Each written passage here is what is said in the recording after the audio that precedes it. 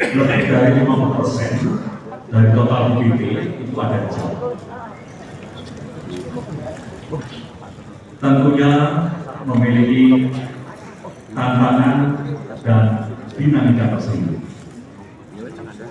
sehingga kita memerlukan satu langkah strategis dengan satu sinergitas antara pemerintah, kemudian sinergitas dengan penyelenggara pemilu, dan sinergitas dengan peserta pemilu.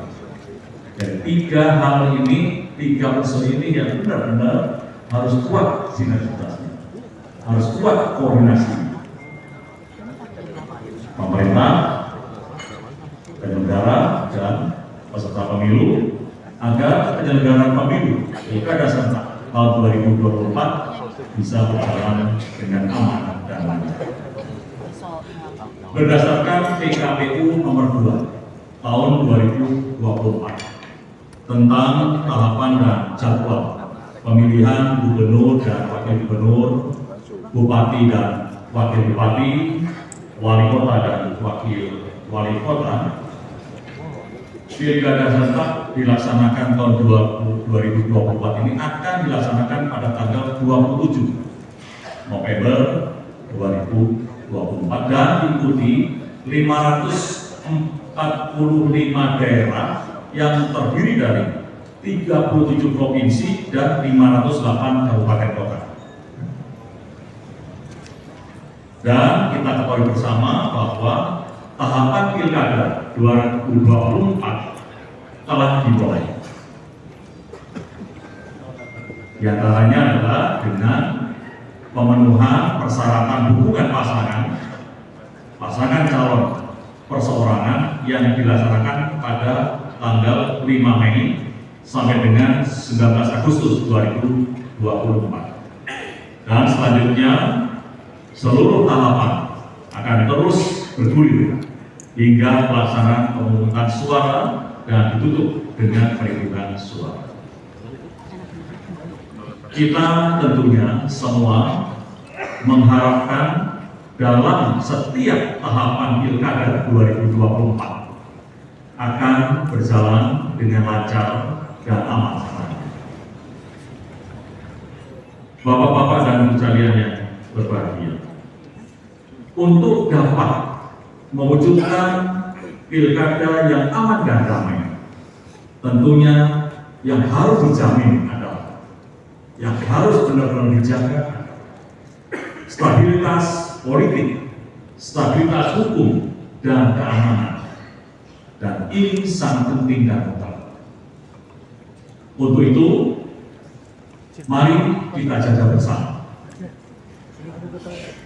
Karena situasi dan kondisi stabilitas terbuka akan sangat mempengaruhi tahapan pilkada 2024. Dan tentunya kita semua sepakat bahwa seluruh komponen bangsa dan negara perlu menjaga stabilitas politik, hukum, dan keamanan dalam rangkaian pelaksanaan pilkada 2024. Saya meng-highlight hal-hal penting yang perlu dilakukan oleh masing-masing komponen. Saya menggarisbawahi agar benar-benar dilaksanakan. Yang pertama, Bapak-bapak Ibu sekalian, KPU selaku penyelenggara pemilihan beserta pengawas, yaitu Bawaslu, DKPP, dan lembaga non Bawaslu harus on the track, pada tugas, harus on the track pada fungsi dan kewenangannya.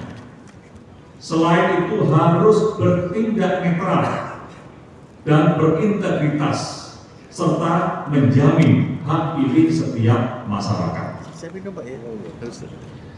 Yang kedua, pemerintah pusat dan pemerintah daerah berkewajiban memberikan dukungan dan fasilitasi dalam penyelenggaraan pilkada. dukungan dan fasilitasi, yaitu berupa tanggung jawab dari pemerintah daerah, terciptanya ketentraman dan ketertiban umum, dan menjamin ketersediaan anggaran. Ini sangat penting. Nanti saya minta pihak Dirjen Keuangan daerah yang memiliki mewakili Menteri Dalam Negeri, Pak, Bapak harus sampaikan wilayah mana saja yang dana hibahnya daerah itu belum selesai. Tapi saya yakin di Jawa itu sudah selesai. Yakin, tapi nanti Bapak tayangkan. Karena anggaran itu sudah mulai digunakan. Dan saya kemarin bertemu dengan Bapak Panglima dan Pak Kapolri, saya sampaikan pesan bahwa Panglima, Pak Kapolri, saya pilkada serentak semuanya dibagi habis kekuatannya. Kemudian berikutnya adalah anggaran hibah daerah juga sudah diserahkan untuk aspek pengamanan kepada TNI dan Polri. Untuk itu mungkin perlu ada satu kebijakan bahwa Danrem, Dandim, Pangdam, Kapolda, Kapolres tidak di tour of duty dulu, tidak dipindah dulu sampai dengan tanggal 27 November sampai pelaksanaan pilkada serentak. Dan Panglima TNI menyampaikan akan melakukan kebijakan itu supaya tetap berkoordinasi tanpa diatur oleh pejabat baru, melanjutkan tugas-tugas yang sudah direncanakan sebelumnya. Demikian juga saya sampaikan saudara saya Pak Jaksa Agung, masih orang bertanya saudara dari mana? Saya sampaikan Pak Jaksa Agung itu adalah saudara sekumis.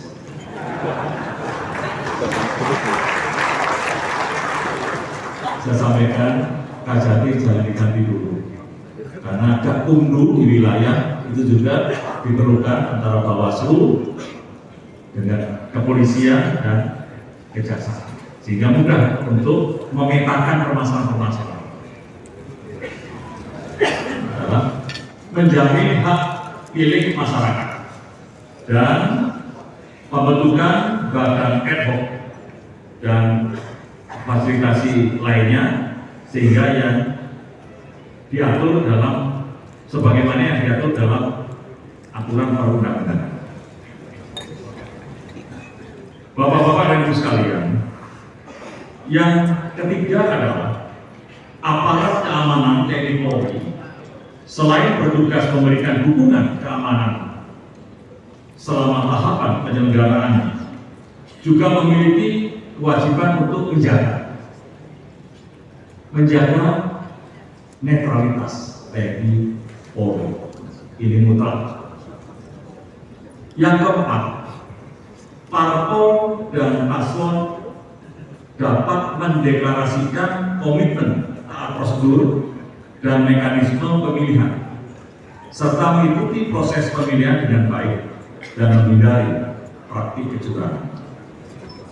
Yang kelima adalah media atau pers, agar memastikan benar-benar dipastikan terkait pemberitaan Pilkada 2024 dengan memberikan informasi yang akurat, berimbang, dan terhindar dari unsur hoax. Nantinya para pemret kemarin